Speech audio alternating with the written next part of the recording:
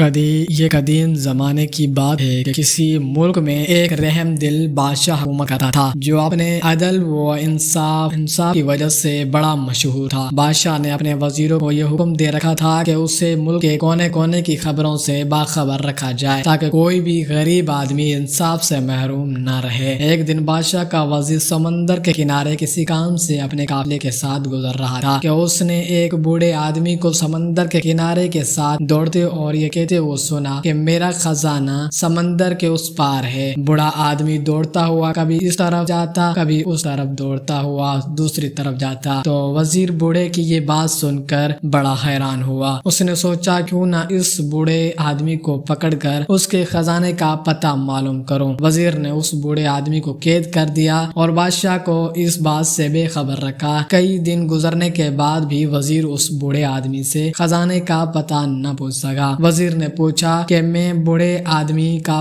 بتایا ہوا خزانہ حاصل کرنے کے بعد ملک کا امیر ترین آدمی بن جاؤں گا، مگر اس کا خواب پورا نہ ہو سکا۔ وزیر بوڑھے آدمی کو روز مارتا اور ایک ہی سوال پوچھتا کہ خزانہ کہاں ہے، مگر بوڑھا ایک ہی جواب دیتا کہ میرا خزانہ سمندر کے اس پار ہے۔ وزیر بوڑھے کی روز ایک ہی بات سن کر تنگ آ چکا تھا۔ وہ سمجھ گیا کہ بوڑھے کے پاس کوئی خزانہ نہیں ہے۔ اگر کوئی خزانہ ہوتا تو یہ بھٹکے پرانے کپڑوں کے ساتھ سمندر کے کنارے زندگی بسر نہ کرتا۔ یہ تو کوئی مجھے پاگل دیوانہ لگتا ہے، کیوں نہ میں اپنے دل کی میل کو صاف کر کے یہ ساری باتیں بادشاہ سلامت کو بتاؤں۔ ہو سکتا ہے کہ یہ بوڑھا آدمی بادشاہ کو ہی خزانے کا پتہ بتا دے یا اس کو پاگل سمجھ کر چھوڑ دے۔ وزیر نے یہ سارا معاملہ بادشاہ سلامت کو بتایا۔ بادشاہ نے اپنے خادموں سے کہا اس بوڑھے آدمی کو صاف ستھرے کپڑے پہنا دو اور کھانا کھلا کر میرے پاس لے آؤ۔ پھر بادشاہ نے کہا بابا جی آپ کا خزانہ کہاں ہے؟ بوڑھے آدمی نے پھر وہی جواب دیا کہ میرا خزانہ سمندر کے اس پار ہے۔ بادشاہ نے وزیر کو حکم دیا کہ بوڑھا آدمی جہاں کہتا ہے اسے وہاں لے جاؤ۔ وزیر نے سفر کی تیاری شروع کر دی۔ اگلے دن صبح سویرے گھوڑے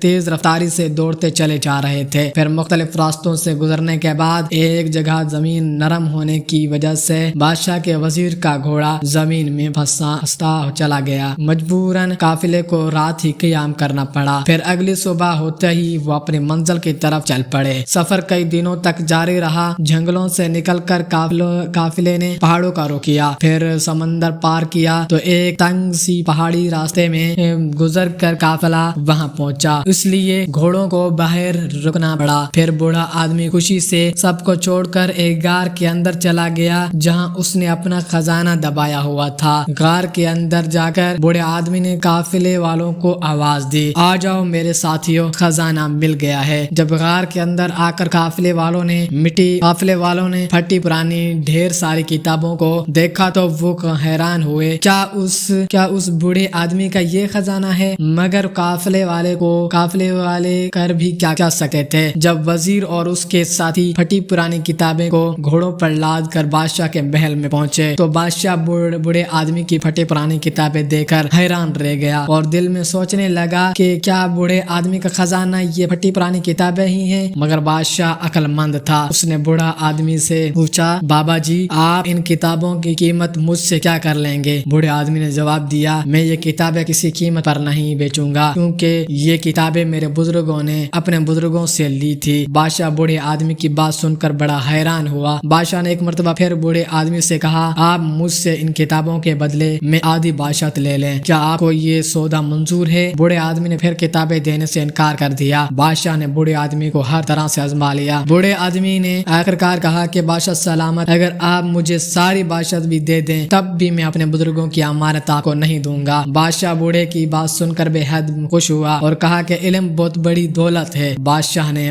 بڑے آدمی کی شاگردی اختیار کر لی اور ایک عالم کا شاگرد کہلوانے میں فخر محسوس کیا۔ بے شک درخت اپنے پھل سے اور انسان اپنے عمل سے پہچانا جاتا ہے۔